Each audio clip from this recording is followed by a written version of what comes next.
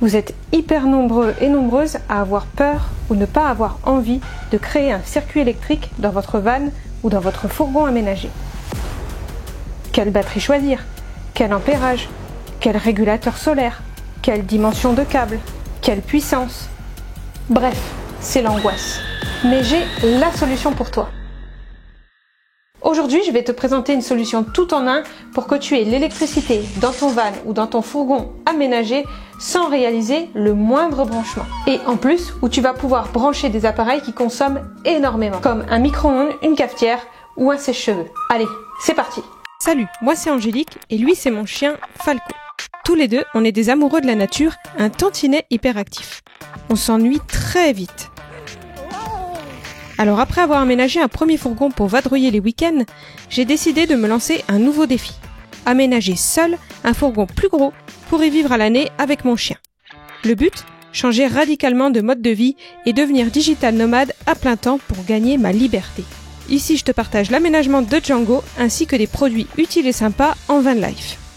Bienvenue à toi sur la chaîne.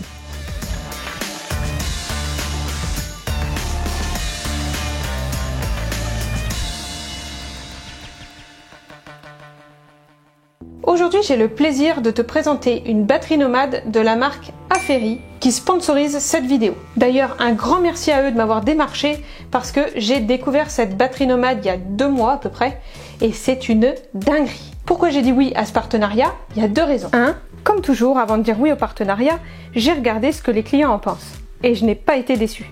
Beaucoup de clients en sont ultra satisfaits. 2, je cherchais une grosse batterie nomade en complément du réseau électrique de Django pour pouvoir alimenter de gros appareils électriques sans pour autant installer moi-même un convertisseur 12-230 volts énorme et ultra puissant. Et oui, pour une vie à l'année, j'ai envie de pouvoir utiliser un sèche-cheveux et un robot multifonction. Il me faut donc quelque chose qui me permette d'alimenter des appareils de plus de 1500 watts. Du coup, j'ai sauté sur l'occasion. Bon allez, je te la présente de suite. Mon choix s'est donc porté sur le modèle de batterie le plus puissant de la marque Aferi. C'est une batterie de 2000 watts qui peut même monter jusqu'à 4000 watts en puissance de crête. Tu sais, quand tu allumes un appareil, parfois il demande plus de puissance au démarrage pendant quelques secondes. C'est la puissance de crête. Et je ne vais pas te faire languir jusqu'à la fin de la vidéo pour la question du prix. C'est hyper abordable. 1000 € pour cette énorme batterie. Tu verras, si tu regardes sur le net, c'est vraiment rien du tout. Là encore, le rapport qualité-prix, il est indiscutable. Ça, j'adore. À titre de comparaison, pour Django, pour créer tout le réseau électrique, j'en ai eu pour plus de 3000 €. Et chez une grosse marque connue, on est aux alentours de 1500 € pour ce type de batterie. Donc là, très bon point pour la marque Aferi. Elle a fait du bon job. Qu'est-ce qu'on reçoit dans le carton? Déjà, le générateur électrique portatif. On a, comme tu l'as vu, la couverture de protection pour la batterie. Elle est résistante à la poussière, à l'eau et aux UV. Et on a un sac de rangement avec à l'intérieur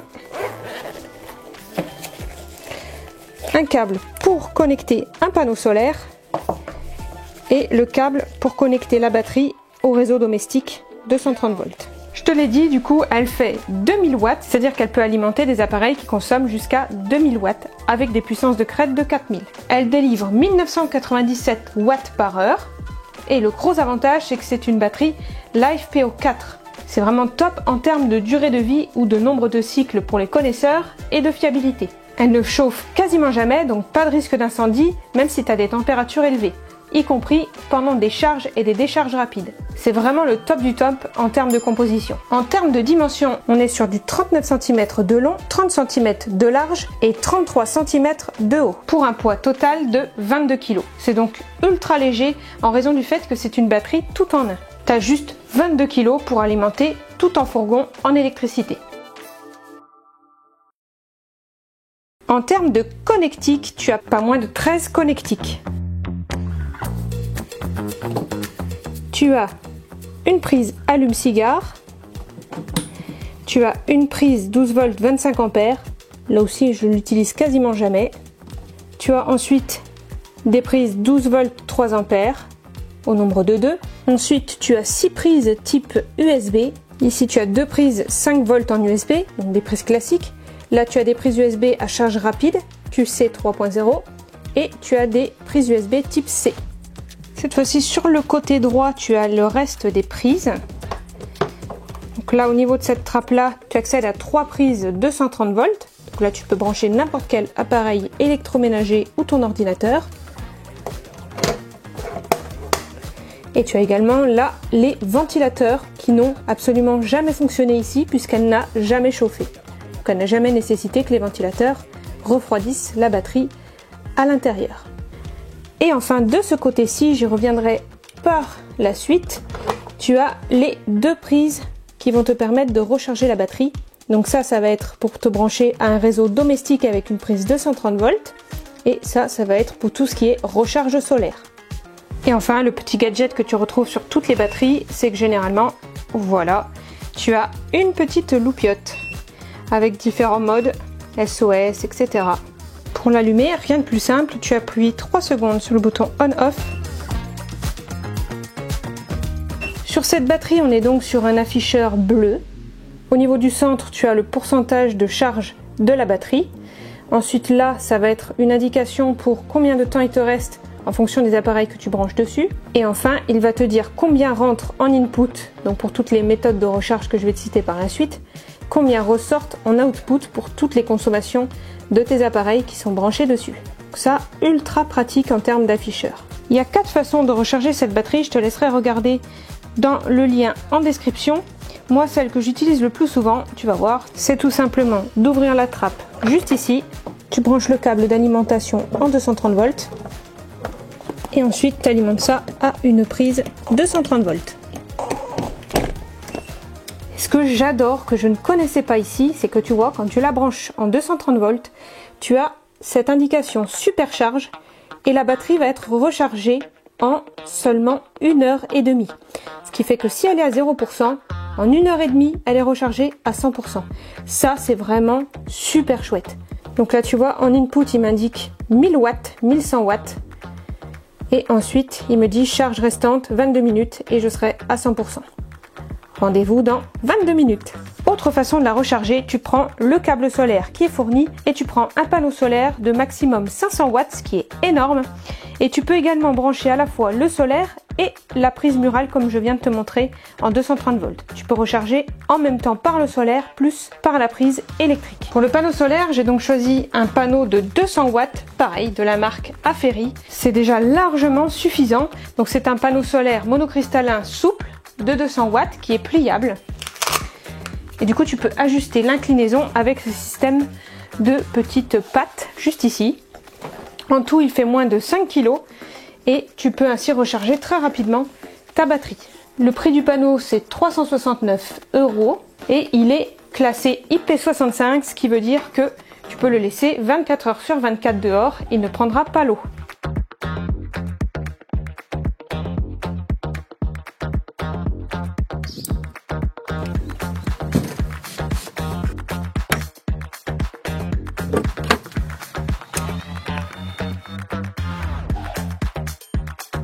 Déplié en termes de dimension, il fait 230 cm par 55 cm. Et plié, il ne fait plus que 55 cm par 52 et 5 cm d'épaisseur.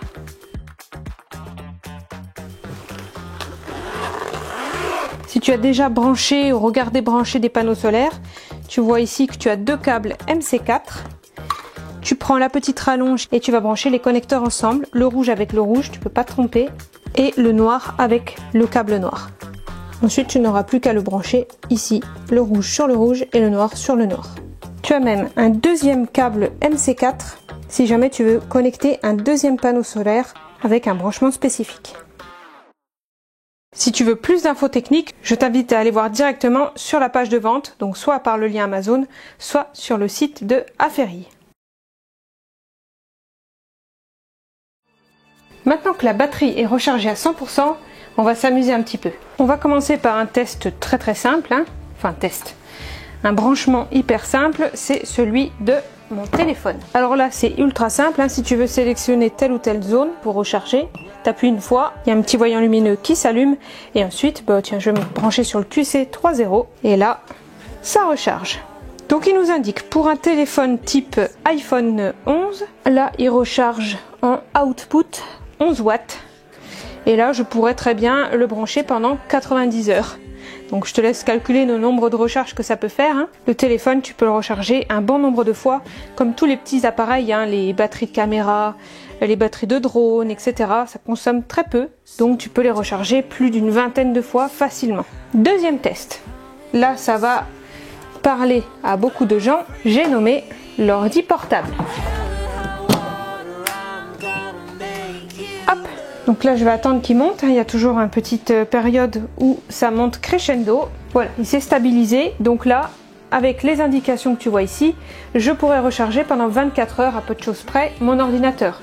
Ce qui fait que moi, sur une journée de travail, sachant que j'utilise très souvent l'ordinateur, eh bien, je tourne aux alentours de 4 heures à 6 heures par jour où il est chargé. Enfin, où il est avec une prise secteur alimentée. Ça me fait 6 jours complets où je recharge mon ordinateur pendant 4 heures. On va monter crescendo, on va continuer les tests. Cette fois-ci, il y en a beaucoup qui me posaient la question. On va s'amuser à brancher la batterie Vevor que je t'avais présentée dans une vidéo que je te mets en haut à droite de l'écran. Et donc, je vais brancher sur l'allume-cigare qui est juste ici. Hop. Donc là, tu vois, elle va consommer énormément puisque là, elle n'est pas du tout à température. Une fois qu'elle arrivera à température, elle va consommer 0 à 1 watt, même pas. Et elle se mettra à faire des petits pics de consommation au cours du temps. Donc tu vois, quand elle se met à température, elle consomme 20 à 30 watts. Hein, je te l'avais dit, elle consomme quasiment rien comme glacière. Ce qui fait que je peux l'utiliser à peu de choses près 52 heures avec du 20 watts. C'est énorme, 52 heures. Donc ça représente 2 jours et demi de consommation.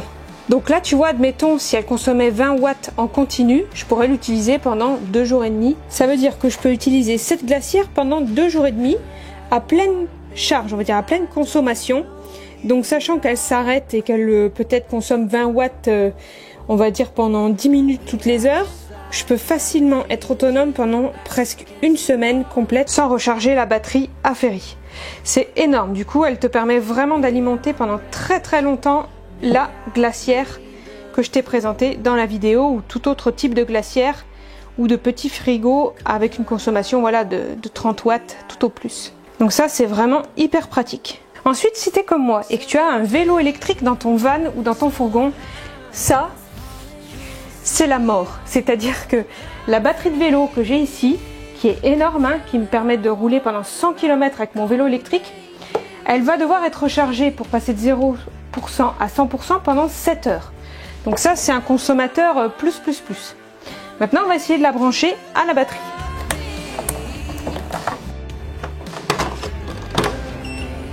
C'est parti. Donc là on a bien le chargeur en mode on. Et là attention, il consomme entre 40 et 50 watts hein, pour recharger ma batterie de vélo. Et je peux la recharger pendant 18 heures. Ce qui veut dire que là, j'ai pour recharger 2 fois entièrement mon vélo électrique. Alors attention, parce que pour recharger mon vélo électrique, j'ai besoin de 7 heures pour recharger entièrement la batterie. Mais je la recharge, allez, une fois par mois, je dirais, parce que je fais jamais 100 bornes par jour. Hein. Donc il faut calculer ça par rapport au nombre de kilomètres que tu effectues avec ton vélo. Moi, à peu de choses près, voilà, je dois faire même pas 10 bornes toutes les semaines. Donc tu vois, je la recharge même pas une fois par mois la batterie entièrement. C'est hyper cool parce que ça veut dire que je peux recharger entièrement 2 fois ma batterie de vélo électrique avec juste cette batterie. Allez, on continue. L'avant-dernier appareil, j'ai nommé le robot multifonction. Alors ouais, là on est clairement sur du gros appareil bien consommateur puisque là on monte à 1000 watts. Si jamais tu dépasses le nombre de watts maximum, ne t'inquiète pas, ça coupe pour pas abîmer ta batterie. Donc on va simuler que nous sommes en train de faire un gâteau. Voilà, je vais faire un gâteau. J'en ai besoin pendant 30 minutes, le temps de faire tout bien, ma pâte à pizza, mon gâteau, tout ce que tu veux. Attention, 3, 2, 1. Voilà. Allez, on monte. Deuxième vitesse. Troisième vitesse. Quatrième vitesse. Cinquième vitesse.